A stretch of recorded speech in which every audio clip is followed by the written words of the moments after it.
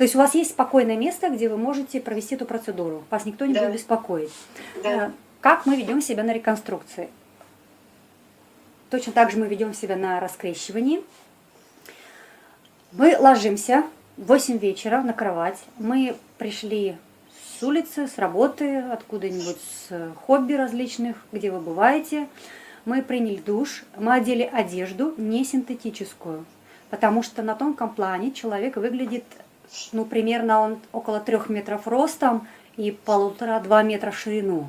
Вот так выглядит его голограмма среднестатистического человека. И внутри находятся энергетические каналы, которые выглядят именно так, как на рисунках, только они еще в объеме. И по этим каналам будут проходить те, кто будет делать для вас работу, те, кто вас создал. Я не хочу вас перегружать информацией. Я уже говорила не раз, что целитель, я не знаю, смотрели ли вы видео или слушали материал, целитель никогда не работает сам, за целителем всегда кто-то стоит. И есть люди, которые это понимают, есть люди, которые это не понимают, то есть они либо осознанно, либо неосознанно совершают действия. Я совершаю действия осознанно. То есть я знаю, кто стоит за мной, я знаю, что они делают, я знаю, для чего они делают. Мы работаем большой командой. Поэтому если вы наденете синтетическую одежду, то синтетика, она, с одной стороны, помогла нам пережить вот эти Первую, Вторую мировую войну, когда она была изобретена, в Первой мировой войне, когда мы подошли к Первой мировой войне. Но с другой стороны, те, кто играет на поле земля против человечества, они быстро сообразили, что если одеть человека в синтетику, во-первых, хотели сэкономить, но там был еще один тайный смысл. Если одеть человека в синтетику, то те, кто вас создал, для них затрудняется проход по каналам, которые находятся внутри вашего тела. И таким образом доступ к различным вашим энергетическим центрам от Создателя, он блокируется. Понятно, что Создатель настолько высокоразвитое существо, что он может пройти через любую синтетику, это для него не проблема. Но Создатель тоже не работает сам, он работает с командой.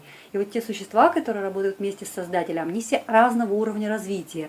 И не все из них могут свободно, легким движением руки пройти по каналам. Некоторые не справляются с этой работой, это просто не их уровень прохождения через преграды. Для некоторых это чрезмерные энергозатраты, и они отказываются от этой работы. Поэтому, так скажем, те, кто играет на поле земля против человечества, те активно распространяют синтетическую одежду, различные смесовые ткани для того, чтобы затруднить проход, вот, так скажем, помощникам Бога к телам, к энергетическим центрам внутри человека. Потому что если бы человек был насыщен изнутри вот божественными существами, которые приходят оттуда, у нас бы было гораздо меньше проблем. А так, поскольку они не могут попасть через эти... Одежда на физическом плане блокирует энергию на тонком плане, блокирует эти проходы по энергоканалам. Поэтому, когда вы ложитесь на раскрещивание, то вы одеваете как можно... Я не говорю, что она должна быть вся из натуральных тканей, возможно, у вас и нет ничего под рукой, но постарайтесь сделать как можно более естественную одежду из естественных тканей, естественных волокон. Я сделаю работу в любом случае, даже если вы полностью оденете железный скафандр. Но если вы хотите, чтобы я успела сделать больше, чтобы мы успели, кроме раскрещивания, починить еще много того, что было сломано за то время, пока вы были крещеные, то, пожалуйста, дайте мне эту возможность. То есть облегчите мне мой труд, и я сделаю больше работы, чем мы договаривались, потому что я всегда делаю больше. Вы ложитесь, одевайте одежду из натуральных тканей. Рядом можно поставить стакан с водой, если вам будет такая необходимость. Сходите, пожалуйста, в туалет, то есть совершите все процедуры личной гигиены, которые вам будут нужны. Вы ложитесь и лежите. Можно спать, нельзя читать книги, заниматься разговорами по телефону, смотреть телевизор или очень себя перегружать. Допустим, если есть какая-то проблема, которую вы носили в голове в течение дня или носите там в течение какого-то длительного времени, то, пожалуйста, постарайтесь о ней не думать. Не думайте о белом танцующем медведе, постарайтесь в течение процедуры. Потому что нужна ваша концентрация на процесс. Если вы уснете, хорошо. Не уснете, если уснете, пожалуйста, поставьте будильник, потому что нам нельзя проспать в 24:00 звонок по скайпу. Об этом я уже говорила. Поставьте 2 будильника, если вы просыпаете. Потому что я вас буду будить в 12 часов. 2-3 раза я позвоню, больше не смогу, потому что другие люди подходят, и я должна уделять время и внимание согласно нашим договоренностям. А есть люди, которые живут на разных континентах, и у нас, допустим, ночь, у них только началось утро, и они уходят на работу, и нужно вот как раз это время им уделить. Поэтому, пожалуйста, следуйте расписанию. Все электронные и электрические приборы, пожалуйста, уберите от того места, где будет проходить раскрещивание 2-2,5 метра. Я не даю никакой гарантии, не отвечаю за приборы, которые находятся в зоне ближе 2-2,5 метра, потому что энергии через вас пойдут соответствующие высокочастотные, и я не гарантирую сохранность примитивной земной техники. Были случаи, поэтому убираем их в сторону. Компьютер, если вы оставляете его включенным, хотите быть вот на связи, созваниваться мы не будем. То есть в 8 вечера вы просто ложитесь. Если что-то экстренное произошло до 8 вечера, пожалуйста, вы мне звоните. В 8 я уже начинаю работу. Поэтому компьютер можно выключить, или если вы оставляете его включенным, то можно его поставить в стороне, чтобы он не подвергался вот воздействию этих высокочастотных энергий.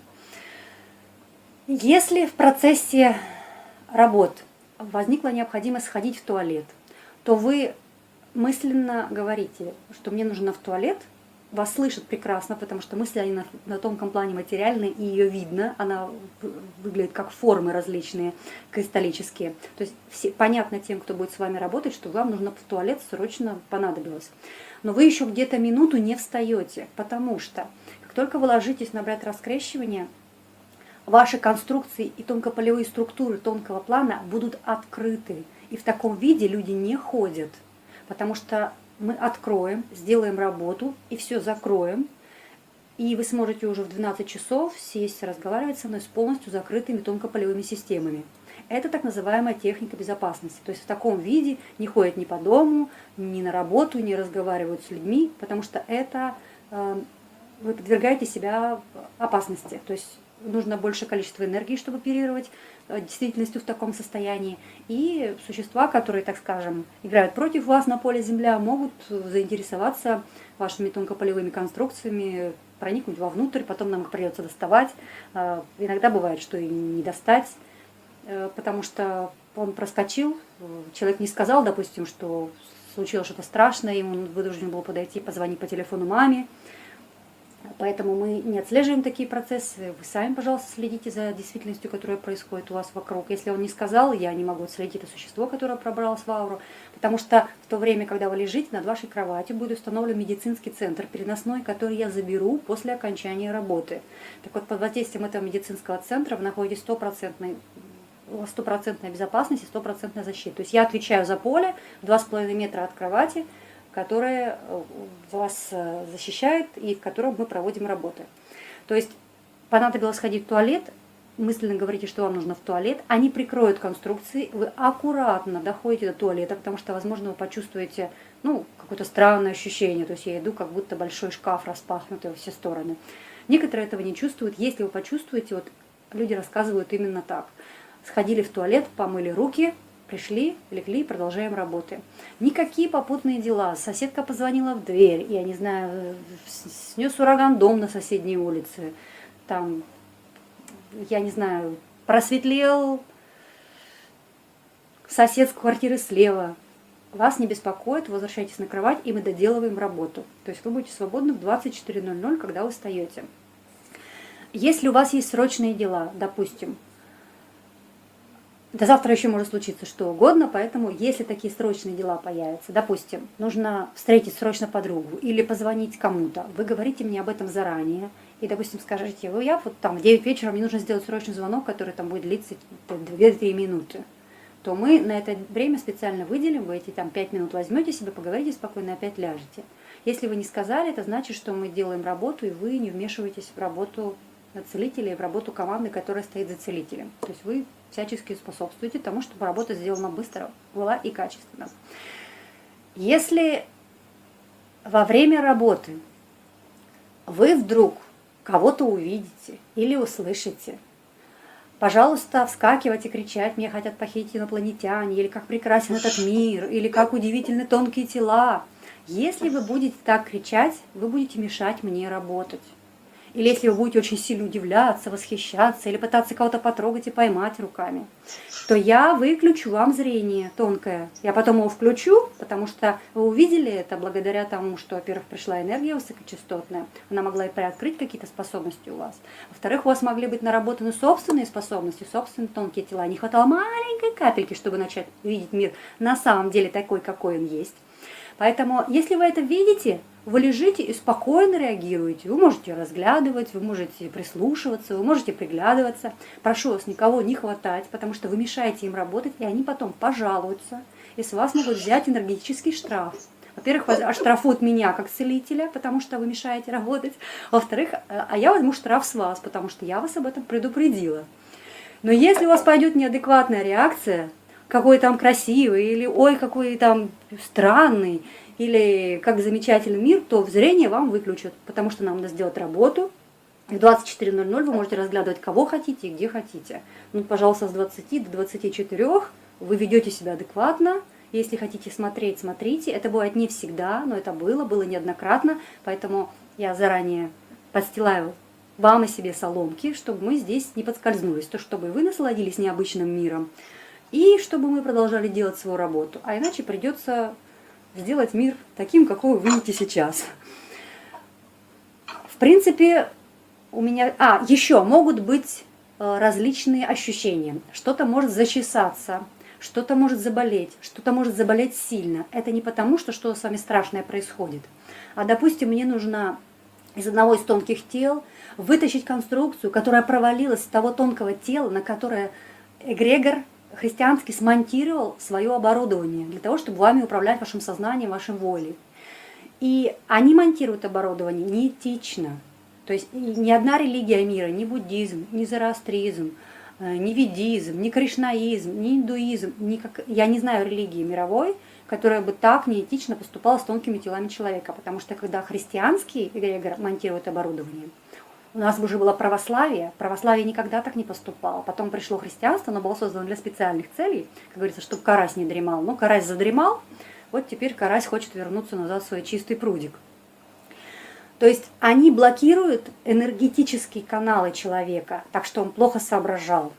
И они блокируют чакры головы, они блокируют чакры вот вдоль всего тела, и выглядит это так, как будто у вас надели ошейник на шею с шипами вовнутрь, большой такой вокруг вашей шеи, наверное, сантиметров 70 он, шипами вовнутрь, чтобы вы, не дай бог, не дернулись никуда и не подумали свободной головой, как можно жить по-другому.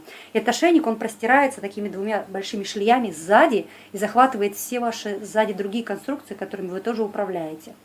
То есть без ошейника вы этими конструкциями сможете управлять и по-другому жить в этом мире. А они блокируются, чтобы вы чувствовали себя, знаете, как Буратино.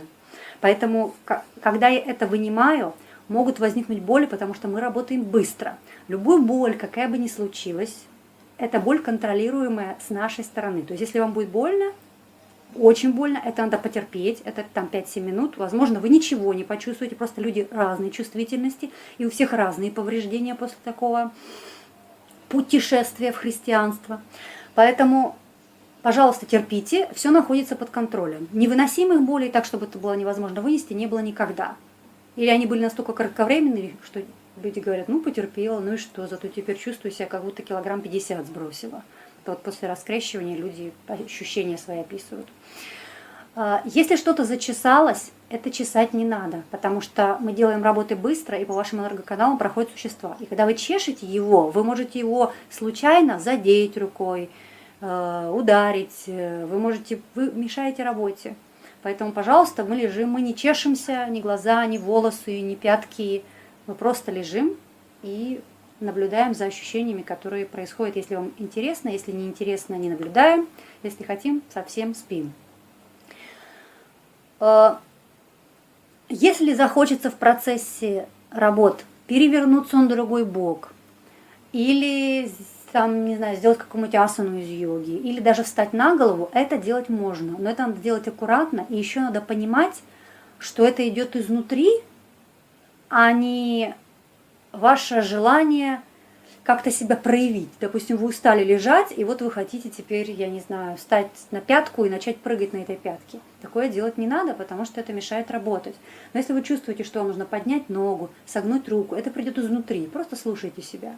Или там перевернуться на один бок, перевернуться на другой бок. Но это не должно быть так, что вы перевернулись на бок и лежите, пока у вас там рука не заболит до такой степени, что лежать уже невозможно. То есть это естественные позывы, которые приходят изнутри. Что такое естественный позыв?